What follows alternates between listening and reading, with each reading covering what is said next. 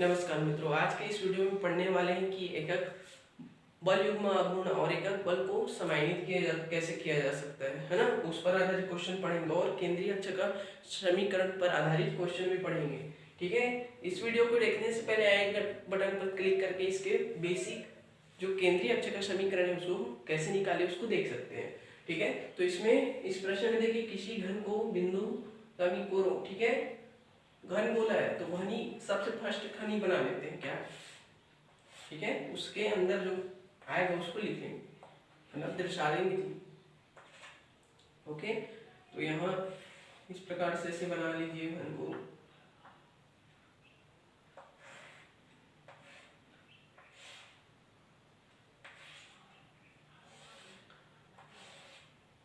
Okay, अब यहाँ देखिए ओ ए कोर ओ ए, ठीक है, ये कोण जो है ओ ए, ये मूल बिंदु ओ ले लीजिए, ये ए हो गया है ना, और ओ बी वाई अक्ष में बी बिंदु ले लीजिए और जेड अक्ष में सी बिंदु। ठीक है, ए अब देखिए ए dash B B dash C C dash तथा ओ ओ डैश उसके विकर्ण है। ठीक है, तो ए के जो सम्मुख हो रहा है, ठीक है, वही बिंदु कहलाएगा ए डैश। ठीक है, जो दोनों को मिलाकर विकर्ण बनेगा। ठीक है, बी के सम्मुख जो बिंदु है ना, कोना है, वो है बी डैश।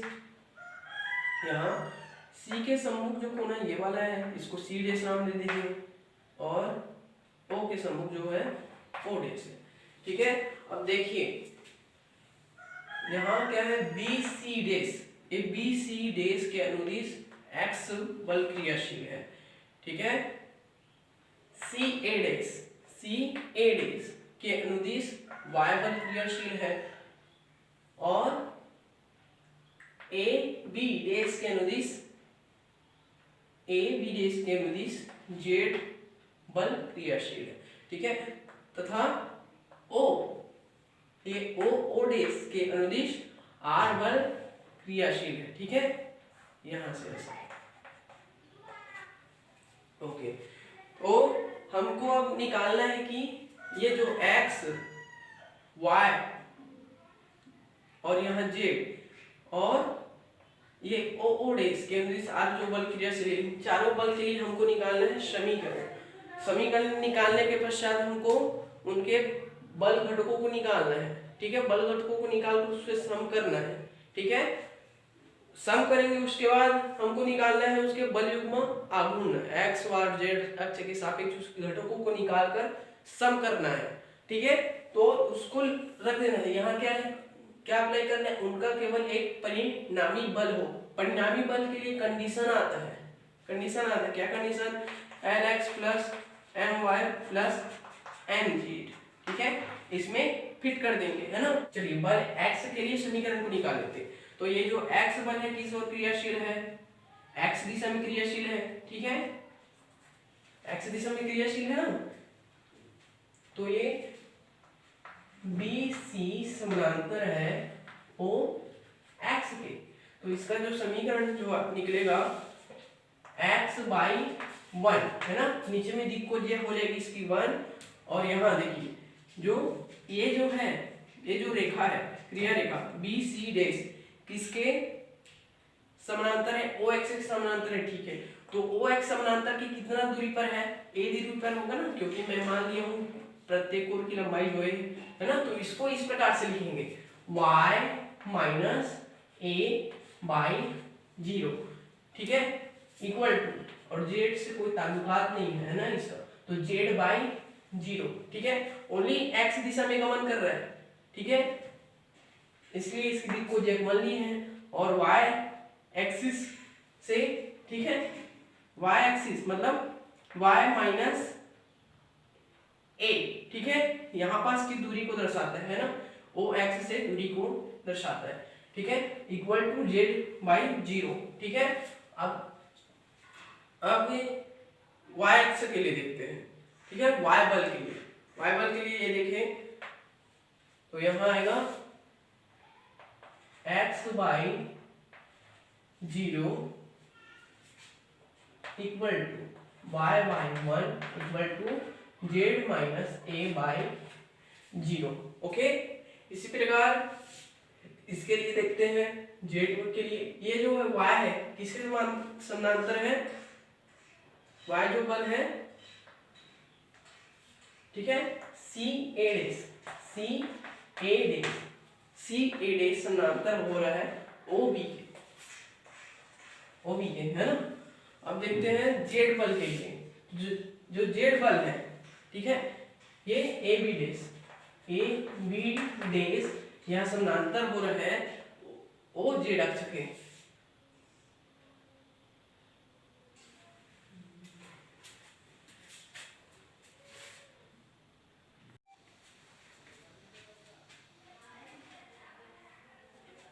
बल एक्स के लिए समीकरण निकालना है, ठीक है। तो ये क्रिया रेखा मतलब किस रेखा के अनुदिश से, BC, है ना, BC देश के अनुदिश से, ठीक है, जो OX अक्ष के समानांतर है, ठीक है। अब ये देखिए, तो इसका समीकरण कैसे निकलेगा, ये x/1 है, ठीक है, x/1, ठीक है, और y दिशा में ये कितनी दूरी तय कर रहा है, a, क्योंकि ये कोण की लंबाई को मान ली हूं मैं a, ठीक है। तो a OX अक्ष से a दूरी पर है, कौन से दिशा में है, कौन सी दिशा में दूरी पर है, y दिशा में, इसलिए आएगा y minus a by 0 equal to z by 0, okay. अब देखते हैं y बल के लिए, ये जो y बल देख रहे हैं आप, ठीक है, वो CA के अनुदिश है, रेखा CA के अनुदिश है, जो OY के समानांतर है, ठीक है, OY के समानांतर है। तो इसलिए हो जाएगा इसका, इसी से देख लीजिए, ये होगा x/0 equal to y/1 equal to z - a/0, ठीक है, क्योंकि ये z अक्ष से a दूरी पर है, ठीक है, यहां तक जा रहा है, ओके। अब देखते हैं बल z के लिए, बल z के लिए समीकरण का मान हो जाएगा x - a/0 equal to y/0 equal to z/1, okay. अब देखते हैं r बल के लिए, देखते हैं, ठीक है, r बल के लिए, तो इसके लिए हो जाएगा, देखिए ये जो है तीन कोर के लिए काम कर रहा है, ठीक है, तीन कोर से मिलता हुआ, ये वाला कोर, ये कोर और ये कोर, तीन कोर मिल रहा है, तो इसके विकर्ण की जो लंबाई हो जाएगा a√3, ठीक है। तो यहां देखते हैं, तो ये बिंदु O से क्रियाशील है ना, O डेश पर क्रियाशील है, ठीक है, O डेश पर, ठीक है। तो इसका समीकरण हो जाएगा x बाई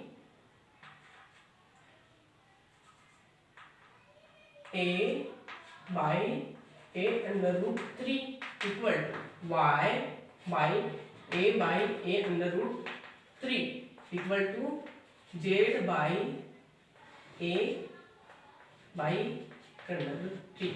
तो इसका मान आएगा a, है ना, x/1/√3 equal to y/1/√3 equal to z/1/√3, ठीक है।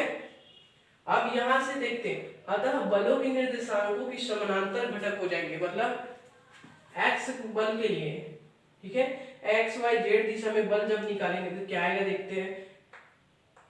पहली रेखा के लिए निकालते हैं बल, तो उसके घटक निकालते हैं ना, तो इसके लिए आएगा x1 इक्वल टू, यहाँ कौन सा बल कार्य कर रहा है, x बल काम कर रहा है, ठीक है, x इंटू, और इसकी दिक् को दिया है जो है 1 है, इक्वल टू x आएगा, ठीक है। y1 का मान निकालते हैं तो इसमें x बल ही कार्य कर रहा है, ठीक है, इंटू 0 इक्वल टू 0 आ जाएगा, ठीक है, दिक् को दिया 0 है तो z1 इक्वल टू आएगा x इंटू 0 इक्वल टू 0, ठीक है, ये हो गया। अब सेकेंड जो बल है y के लिए निकालते हैं, ठीक है। y के लिए हो जाएगा यहाँ x2 = 0 हो जाएगा, y2 = यहाँ y हो जाएगा, ओके, इक्वल टू, और z2 = हो जाएगा यहाँ 0, ओके। अब देखते हैं z बल के लिए, z बल के लिए निकालेंगे x3 का मान, तो यहाँ हो जाएगा 0, ठीक है। y3 का मान हो जाएगा 0 एंड z3 इक्वल आएगा, z3 के का मान यहाँ बल जो है z है, ठीक है, और इसकी दिक्कत जो है 1 है, तो इसका मान z आएगा। चौथी सरल रेखा के लिए x4 का मान होगा, चौथी क्रिया रेखा के लिए r बल कार्य कर रहा है, ठीक है, तो यहाँ बल गुणा दिक्कोज्या, दिक्कोज्या यहाँ x दिशा में 1/√3, तो हो जाएगा r/√3, ठीक है। इसी प्रकार y4 इक्वल टू आएगा, देखिए बल तो वही कार्य कर रहा है r, और इसकी दिक्कोज्या है 1/√3, है ना, गुणा करके लिख देते हैं। इसी प्रकार z4 का मान भी आ जाएगा r/√3, ठीक है। अब निकालते हैं बल युग्म के घटक, ठीक है, तो इसको निकालने के लिए फार्मूला अप्लाई करेंगे, small x1 small y1 small z1, ठीक है, यहाँ L/M1 N1, ठीक है, नीचे लिखेंगे capital X1 capital Y1 capital Z1, ठीक है। तो यहाँ से निकालेंगे मान, ठीक है, L1 M1 N1, ठीक है। तो यहाँ देखिए X1 Y1 Z1 किसका मान है, यहाँ जहां से ये जो बल निकल रहा है, मतलब वहां से उसके अनुदिश जा रहा है ना, जिस बिंदु के अनुदिश जा रहा है उसका निर्देशांक है। तो यहाँ देखिए ये जो x बल है पहली रेखा के लिए, ठीक है, पहली रेखा के लिए x बल है, b बिंदु से जा रहा है, तो b का निर्देशांक है यहाँ है ना 0 a और 0, ठीक है। a का लिख लेते हैं, यहाँ a का भी जरूरत पड़ेगा, c का भी पड़ेगा। a का निर्देशांक होगा a 0 0, c का निर्देशांक होगा, ठीक है, z अक्ष में इसका होगा, ठीक है, a, और बाकी अक्ष में तो 0 0 हो जाएगा, ठीक है। तो यहाँ निकाल लेते हैं इस सूत्र से, ठीक है। तो ये निर्देशांक हो रहा है यहाँ b बिंदु के लिए 0 a 0, ओके। अब यहाँ बल जो कार्य करेगा पहली रेखा के लिए x 0 x है ना, x1 y1 z1 का मान x 0 और 0, ठीक है, x 0 0 0। अब यहाँ से निकाल लेते हैं L1 का मान, ठीक है। तो इसको कैसे निकालेंगे, L1 का मान निकालना है तो इतना दो को छोड़ दीजिए, ऊपर से नीचे गुणा कीजिए, पहले एक 0 आएगा, ठीक है, नीचे से ऊपर गुणा कीजिए, 0 के बीच में माइनस डाल दीजिए, इक्वल टू 0 आ रहा है, ठीक है। अब यहाँ M1 का मान निकालना है तो कैसे निकालना है, बीच का छोड़ दीजिए, अब इसमें नीचे से ऊपर गुणा करना है तो 0 आएगा, और इसको ऐसे गुणा कर दीजिए 0, ठीक है, ऊपर से नीचे फिर 0 आ जाएगा, ठीक है। अब N1 का मान निकालना है तो यहाँ देखिए इस भाग को पूरा छोड़ देना है, अब इसमें क्या करना है, ऊपर से नीचे गुणा करना है तो 0 आएगा, ठीक है, फिर माइनस, फिर नीचे से ऊपर, तो कितना आएगा x a, यहाँ आ रहा है माइनस a x, है ना, ये कैपिटल है, ठीक है, कैपिटल है, ठीक है। अब यहाँ निकाल लेते हैं, फर्स्ट हो गया। अब सेकेंड रेखा के लिए निकालेंगे, कैसे निकलेगा, देखिए सेकेंड रेखा के लिए इसका निर्देशांक है, देखिए सेकेंड रेखा जो जा रही है, ठीक है, ये y है और ये z है ना, सेकेंड रेखा जो y बल क्रियाशील है, ठीक है, तो इसका जो निर्देशांक होगा 0 0 a होगा, 0 0 a, ठीक है, यहीं से निकल रही है तो, और जो बल है ना, बल घटक है 0 y 0, ठीक है। तो यहाँ L2 का मान निकालते हैं, L2 का मान निकालते हैं, ठीक है, तो यहाँ आ जाएगा L2 M2 N तीनों का, ठीक है। L2 का मान निकाल सकते, देखिए ऊपर से नीचे गुणा कीजिए 0 माइनस नीचे से ऊपर AY, ठीक है। तो यहाँ प्राप्त होगा माइनस AY, ठीक है। अब यहाँ M2 का मान 0 प्राप्त होगा, देखिए गुणा करके देख लीजिए ना, 0 माइनस 0 0, N2 का मान भी 0 प्राप्त होगा, ओके। अब यहाँ तीसरी रेखा के लिए देखिए, तीसरी रेखा के लिए इसका निर्देशांक है, तीसरी रेखा जो जेड बल के अनुदिश है ना, ठीक है। जेड बल है, जेड जो बल है ए से निकल कर जा रही है, तो इसका निर्देशांक होगा A0 0, ओके। अब ये जो इसके अनुदिश बल घटक है 0 0 और जेड 0 0 जेड, यहाँ L3 M3 का मान निकालना है। यहाँ L3 का मान देखते तो 0 आ रहा है, ओके। M3 का मान देखें तो क्या आएगा, नीचे से ऊपर गुणा करना है, तो ये 0 माइनस फिर ऊपर से नीचे AZ, तो इसका मान आ रहा है माइनस AZ, ठीक है। M3 का मान 0 प्राप्त हो रहा है। अब चौथा देखिए, चौथा जो रेखा है, ठीक है। तो इसके लिए बल जो कार्य कर रहा है R/√3, ठीक है। R/√3,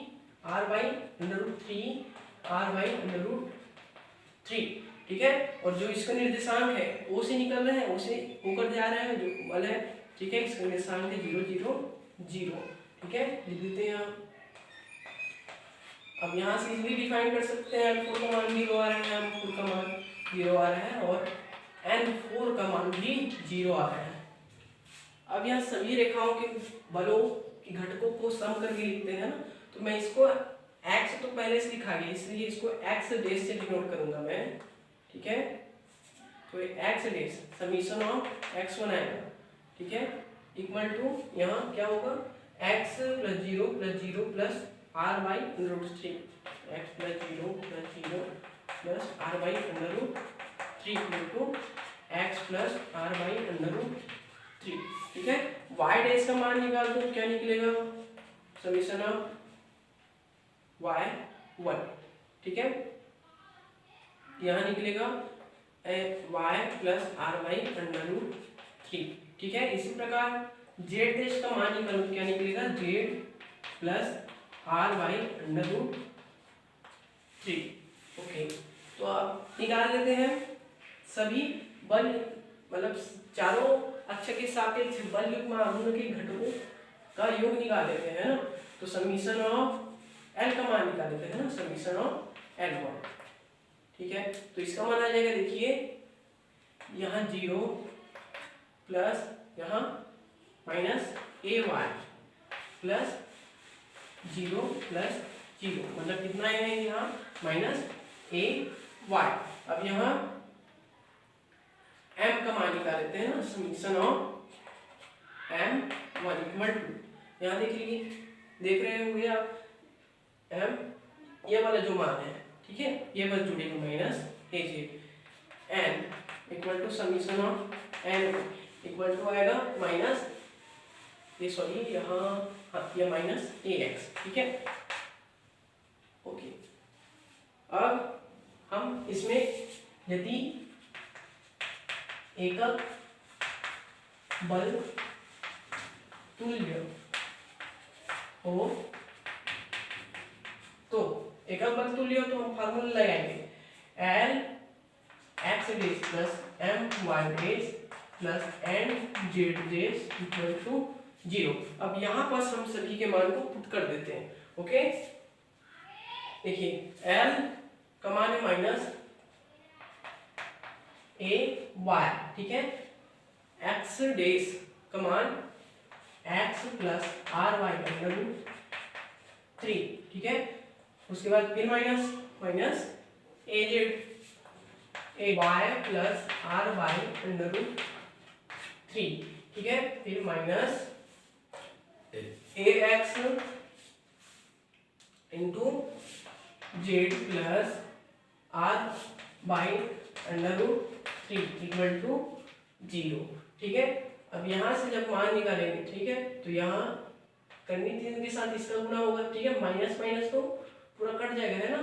तो यहाँ प्लस करके लिख लेता हूँ डायरेक्टली, ठीक है, या फिर प्लस प्लस, ठीक है, या माइनस को बाहर निकाल के लिख लेते हैं, ओके। अब यहाँ ए भी कट रहा है ना, माइनस ए को बाहर निकाल लेते हैं पूरा, माइनस ए को बाहर, यहाँ से और यहाँ से भी, ओके। तो माइनस ए नीचे जाके 0 हो जाएगा। अब ये ए कर्णी 3 के साथ एक्स वाई का गुना होगा, ठीक है, एक्स वाई कर्णी 3, ठीक है, इसका भी गुना हो रहा है, ठीक है। इसको बाहर कर्णी 3 को बाहर निकाल कर लिख लो, तो ये वाई जेड प्लस ये जेड एक्स, ठीक है। फिर यहाँ प्लस, अब देखिए, अब यहाँ आर है, ठीक है, आर को कॉमन निकाल दीजिए, ठीक है। आर के साथ एक्स का भी गुना हो रहा है, वाई का भी गुना हो रहा है और जेड का भी गुना हो रहा है, ठीक है। और कर्णी 3 का जो एलसीएम निकाले हैं इधर जाके हो जाएगा 0, ठीक है। इसी को हमको प्रूव करना था, ओके।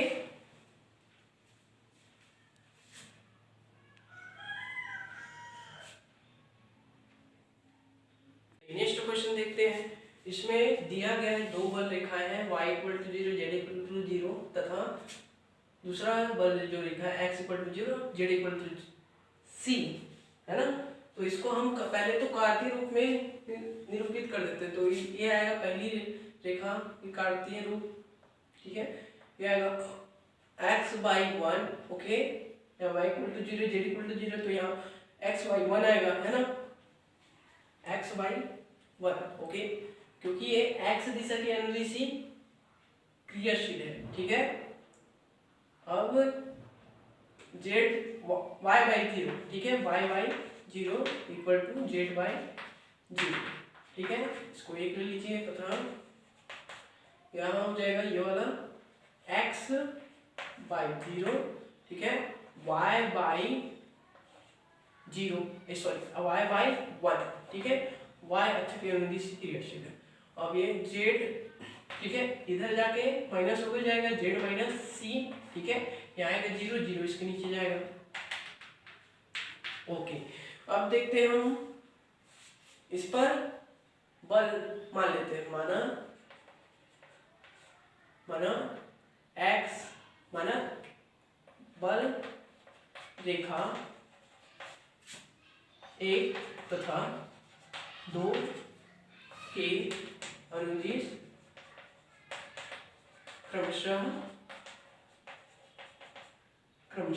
P तथा Q बल क्रियाशील है,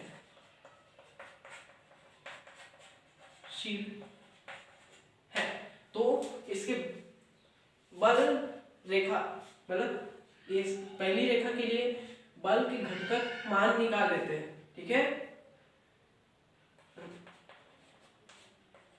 के घटक इन क्रिया रेखाओं के अनुदिश, ओके। क्रिया रेखा के लिए बल घटक आ जाएगा x1, y1 और यहाँ z1, ठीक है। दूसरी क्रिया रेखा के लिए बल घटक x2, y2, z2, ठीक है। यहाँ से अब इसमें कौन सा बल कार्य करे, पहली रेखा में P, ठीक है, और दूसरी जो रेखा है उसमें Q बल, है ना। तो P रेखा मतलब P जो बल लग रहा है उस रेखा के अनुदिश दिक्कोज्य है 1, 0, 0, ठीक है, और दूसरी रेखा के अनुदिश जो दिक्कोज्य है 0, 1 और यहाँ 0, ठीक है। तो यहाँ x1 का मान P प्राप्त हुआ, y1 का मान 0, z1 का मान 0, ठीक है।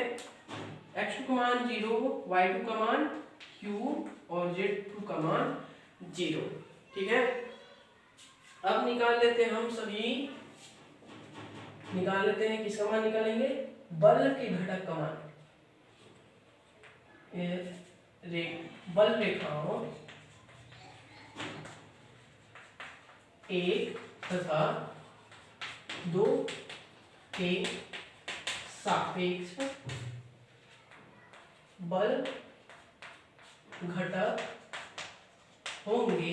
ठीक है, इसके लिए फॉर्मूला अप्लाई करेंगे। ओके, कौन सा formula? L1 M1 N1 equal to, sorry यहाँ कोष्टक लिखा गया है ना, अब इसके कोष्टक के अंदर आएगा small x1 small y1 small z1 by capital X1 capital Y1 capital Z1। Okay, तो यहाँ से देखते हैं, तो यहाँ L1 का मान निकाले तो क्या निकलेगा? ठीक है, ये देखते हैं, पहली बल रेखा एक के लिए, ठीक है, या फिर बोल सकते हैं बल P के लिए, बल P के लिए। ठीक है, बल P के लिए ऐसे लिखा है यहाँ। बल P के लिए देखिए, तो ये इस पहले रेखा के लिए वर्क कर रहा है। ठीक है, तो ये इसका निर्देशांक x -0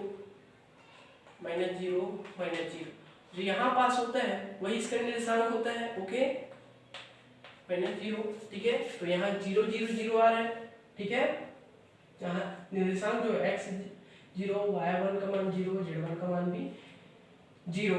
ठीक है, और जो बल क्रियाशील है P0, यहाँ x1 0 y1 0 और z1 का मान,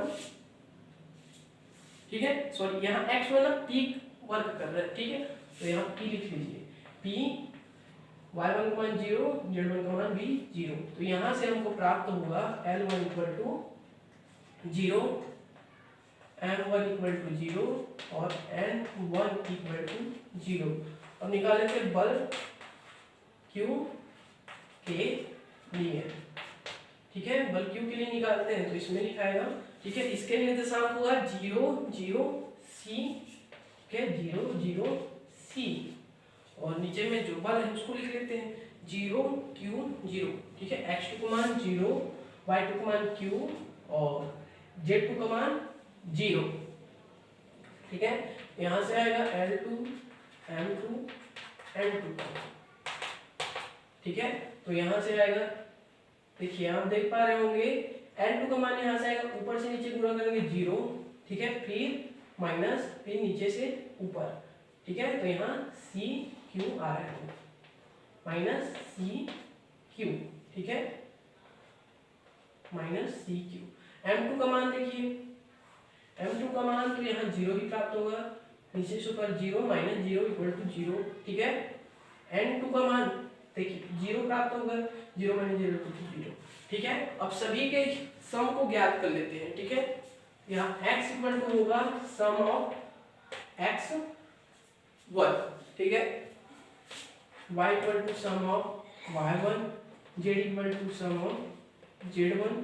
ठीक है, तथा n equal to sum of n1, m equal to sum of m1, n equal to sum of n1। ठीक है, इसका मान ज्ञात है, जहाँ x y z एकक बल r की घटक है, L एकक बल युग्म g के घटक है। ओके, तो यह निकाल लेते हैं। ठीक है, तो इसको जोड़ी x1 plus x2 equal to p प्राप्त हो रहे हैं। ठीक है,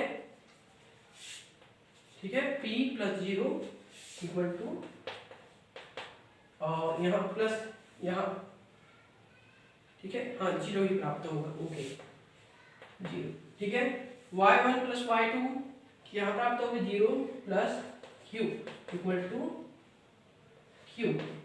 ठीक है, यहाँ z का मान देखिए, z1 का मान 0 और z2 का मान भी 0 इक्वल टू 0। ठीक है, l के सभी घटकों को जोड़ दीजिए। ठीक है, यहाँ 0 minus CQ equal to CQ आ जाएगा। M1 को जोड़ दीजिए, 0 प्लस 0 इक्वल टू 0, और n इक्वल आएगा, ठीक है, 0 प्लस 0 इक्वल टू 0। चलिए अब इन सभी मानों को केंद्र के समीकरण में पुट कर लेते हैं। पहले केंद्र के अक्षर का समीकरण रिवाइज कीजिए, l लिखते हैं ऊपर में, है ना, नीचे में कैपिटल X। ठीक है, ऊपर में क्या आएगा, ठीक है, ये चक्र बना लो, ये एक्स वाई जेड है ना, नीचे में एक्स लिखे तो यहाँ आना चाहिए वाई कैपिटल जेड लिखना है ना, उसके बाद प्लस लगा दीजिए, जस्ट इसके उल्टा, ये वाई छोटा है तो यहाँ बड़ा कर लीजिए कैपिटल वाई, ठीक है, और यहाँ स्मॉल जेड। इस प्रकार आगे भी लिखना है एम माइनस वाई में लिख लीजिए वाई, यहाँ आएगा Z small Z capital X plus small X capital Z equal to N minus Y में लिख लीजिए जेड, यहाँ आएगा small X capital Y plus small Y capital x.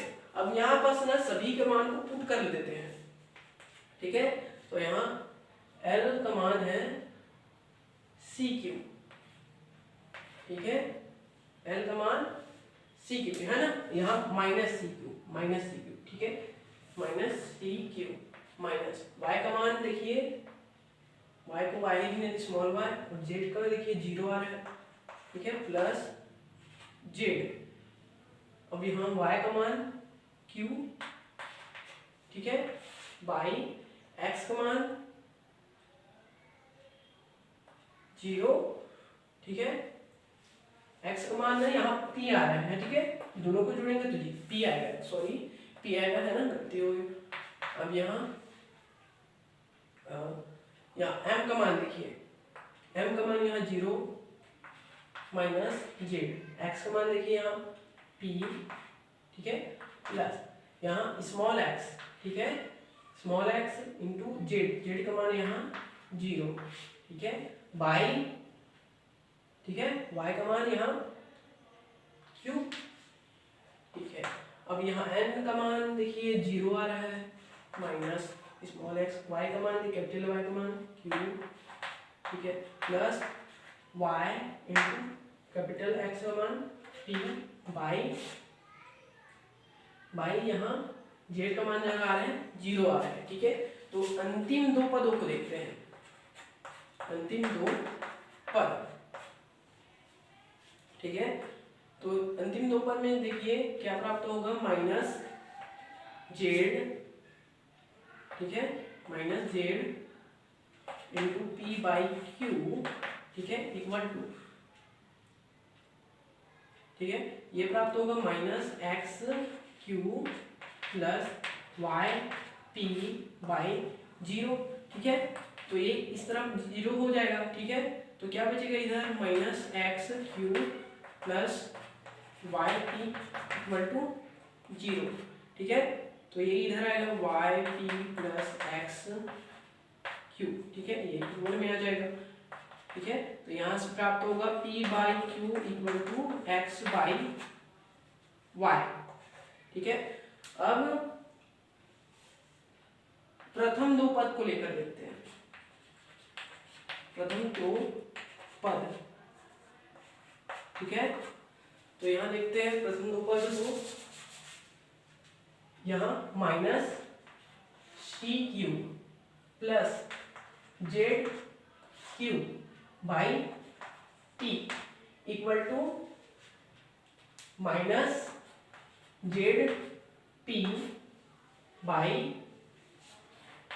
Q, okay, तो यहां से क्या कॉमन निकाल सकते हैं, यहाँ क्यू को कॉमन निकाल सकते हैं, C minus Z by P equal to, ठीक है, यदि यहाँ पास ऐसे माइनस को कॉमन निकाले, ठीक है, तो यहाँ आ जाएगा सी माइनस जेड, ठीक है, ओके, सी माइनस जेड, ठीक है, minus Z P by Q, तो यहाँ माइनस माइनस कटेगा, ओके, और ये इधर p इससे गुणा होगा, ठीक है, क्या आएगा इधर p इससे गुणा होगा, c minus Z equal to Z, p से गुणा होगा q नीचे से गुणा होगा p square by q square, okay, तो यहाँ p बाई q का मान है x बाई y, यहाँ से देख लेते हैं, ठीक है, c माइनस जेड, तो यहाँ आएगा Z X square by Y square, ठीक है, तो यहाँ से इधर पक्षांतर करेंगे तो यहाँ आएगा वाई स्क्वायर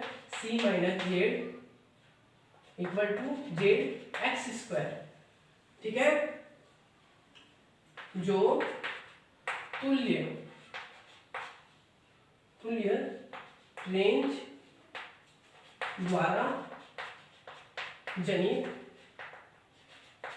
पृष्ठ का समीकरण है। ओके,